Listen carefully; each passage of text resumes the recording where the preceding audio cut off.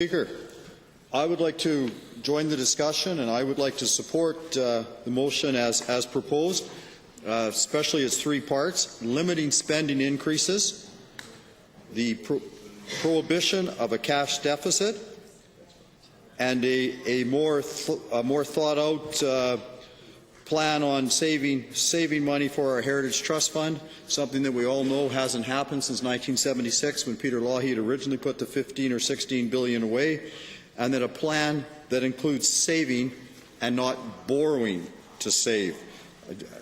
Many Albertans that I've talked to find it incomprehensible that the idea of borrowing to save is somehow going to make sense for us in the long run.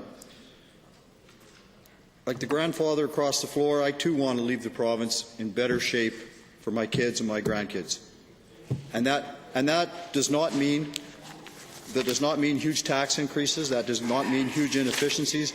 That means us doing our best job to be good stewards of the taxpayers' money. I kind of wanted to take a look at where we're at now. In the last 10 years, the PC government has doubled spending. Doubled what population increase and inflation has been.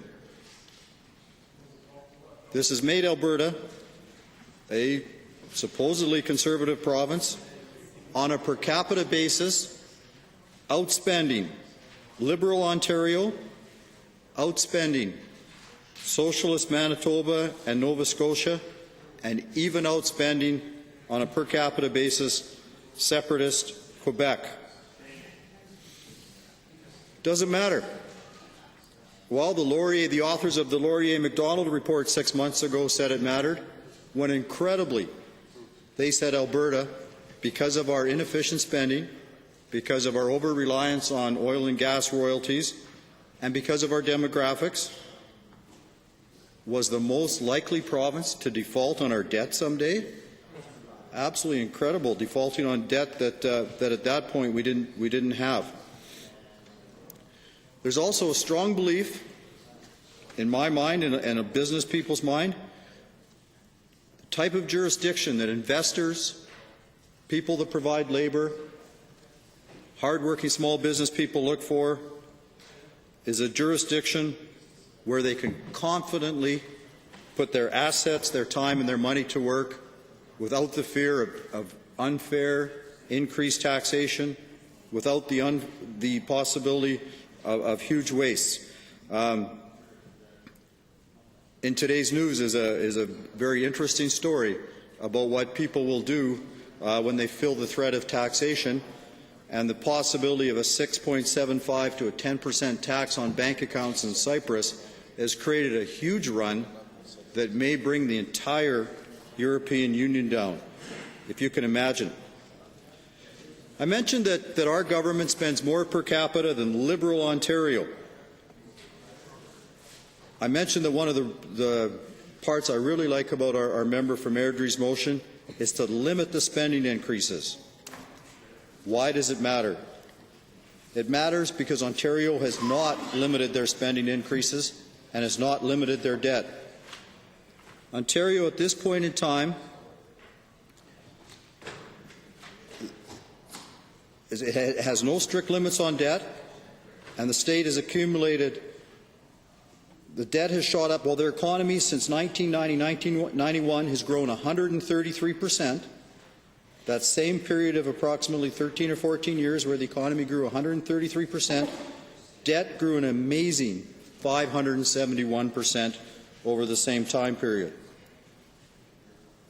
Imagine the loss in services, the loss in programs, what this is costing the Ontario citizen, the Ontario taxpayer, and the Ontario economy. As a matter of fact, Ontario right now is spending $10 billion a year on interest.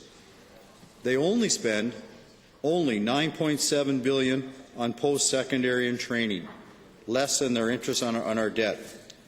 3 years from now, when Alberta is estimated to be $17 billion in the hole, we'll be spending some side of $600 million in debt. How many schools can we build for that? How many hospitals can we build for that? How many roads can we build for that? And the whole issue, sitting here listening to the whole issue about what the Wild Rose wants to do for building and our 10-year debt-free capital plan, I sit back and I found it very, very amazing that our plan is starting. It includes almost $50 billion over 10 years, has us starting this year spending $4.2 billion and rising by inflation and population growth. But when I look at the government's capital plan, I see as well that they are reducing from $5.2 billion to $4.8 billion to $4.6 billion. What schools are you not going to build? Spending almost identical, Mr. Speaker, almost identical to what the Wild Rose will be spending 3 years from now. So I find that part of the argument quite humorous.